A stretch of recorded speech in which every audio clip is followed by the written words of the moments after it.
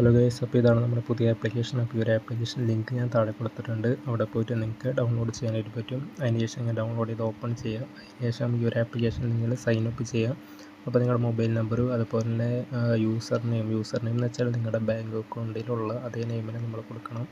അതാണ് നമുക്ക് ഇതിൽ നിന്ന് കിട്ടുന്ന ക്യാഷ് നമുക്ക് വിഡ്രോ അടിക്കാനായിട്ട് പറ്റുള്ളൂ.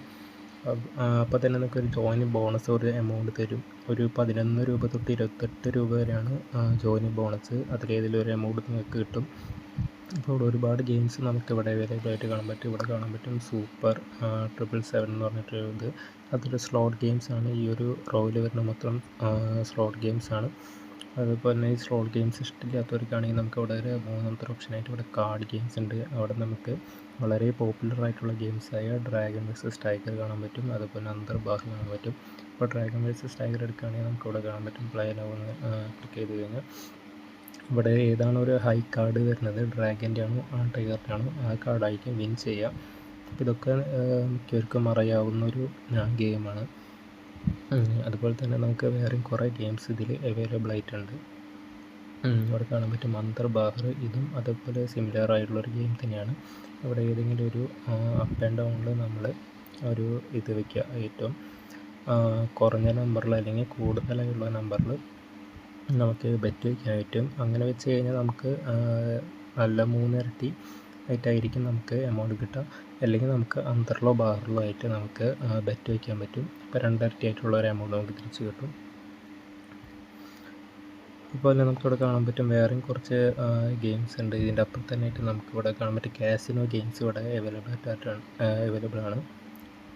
അതിൽ നമുക്കിവിടെ കാണാൻ പറ്റും ഇതിലൊരു കാസിനോ ഗെയിം ഞാൻ എടുത്തിട്ടുണ്ടെങ്കിൽ കാണാൻ പറ്റും. ഇവിടെ കുറേ തരത്തിൽ നമുക്കിവിടെ ബെറ്റ് വയ്ക്കാൻ പറ്റും. നമ്പേഴ്സിൽ ബെറ്റ് വയ്ക്കുക, അതുപോലെ ഓഡ് ഈവണിൽ ബെറ്റ് വയ്ക്കാം, അതുപോലെ റെഡ് അല്ലെങ്കിൽ ബ്ലാക്കിൽ ബെറ്റ് വയ്ക്കാം, അല്ലെങ്കിൽ സ്മോൾ അല്ലെങ്കിൽ ബിഗിൽ ബെറ്റ് വയ്ക്കാം. ഇതൊക്കെ നമുക്ക് ബെറ്റ് വെച്ചിട്ട് നല്ല രീതിയിൽ ഏൺ ചെയ്തെടുക്കാൻ പറ്റുന്ന ഒരു ഗെയിമാണ്. ഇപ്പോൾ ഇവിടെ കാണാൻ പറ്റും ഒരു ബോൾ നമുക്കിങ്ങനെ സ്ക്രോൾ ചെയ്ത് പോണത്. അപ്പോൾ കാണാം 35-35ലാണ് ഇപ്പോൾ വിൻ ചെയ്തിട്ടുള്ളത്. അപ്പോൾ ആ ഒരു എമൗണ്ട് വെച്ചവർക്ക് കിട്ടിയിട്ടുണ്ട്. അങ്ങനെയാണ് ഈ ഒരു ഗെയിമിൻ്റെ ഒരു രീതി.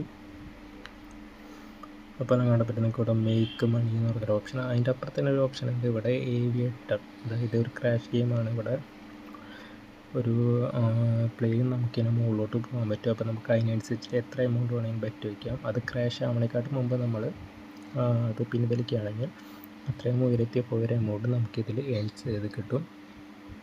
അതുപോലെ നമുക്കിവിടെ മേക്ക് മണി എന്ന് പറഞ്ഞൊരു ഓപ്ഷൻ നമുക്ക് ഇവിടെ കാണാൻ പറ്റും. ഏറ്റവും അടിയിൽ നാലാമതായിട്ട് കിടക്കുന്നത്. ഇത് നമുക്ക് ഇവിടെ റെഫർ ചെയ്തുകൊണ്ട് ക്യാഷ് ഏൺ ചെയ്തെടുക്കാൻ പറ്റുന്ന, അതായത് ഇപ്പോൾ ഗെയിം കളിച്ച് താല്പര്യമില്ലാത്തവർക്ക് ഈ ഒരു ഗെയിം നമുക്ക് വേറുള്ളവർക്ക് പറഞ്ഞു കൊടുത്തിട്ട് അവരെ കൊണ്ട് സൈനപ്പ് ചെയ്യുമ്പോൾ തന്നെ നമുക്ക് ഒരു എമൗണ്ട് ഇതിൽ കിട്ടും. അപ്പോൾ ഇവിടെ ബോണസ് എന്ന് പറഞ്ഞ ഓപ്ഷൻ ഉണ്ട്. ഇത് നമുക്കിവിടെ ഏജൻറ്റ് സാലറി, അതായത് ഇപ്പോൾ നമുക്ക് റെഫർ ചെയ്തിട്ടും അതുപോലെ തന്നെ ഫസ്റ്റ് ഡെപ്പോസിറ്റ് ചെയ്തിട്ട് നമുക്ക് ബോണസ് കിട്ടുന്നൊരു രീതിയാണ്.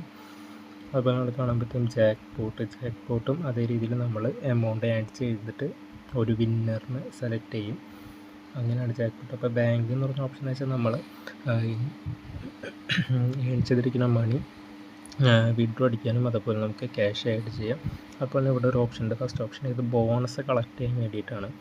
ബോണസ് എന്ന് വെച്ചാൽ നമ്മളിപ്പോൾ റെഫർ ചെയ്തതിൻ്റെ ബോണസും കാര്യങ്ങളൊക്കെ നമുക്ക് കളക്ട് ചെയ്യാനുള്ളൊരു ഇതാണ്. അതുപോലെ നമുക്ക് മാനേജ് പേയ്മെൻറ്റ് എന്ന് വെച്ചാൽ ഇവിടെ നമ്മൾ ബാങ്ക് കാർഡ് 3 തരത്തിൽ നമുക്ക് പേയ്മെൻ്റ് ഉണ്ട്.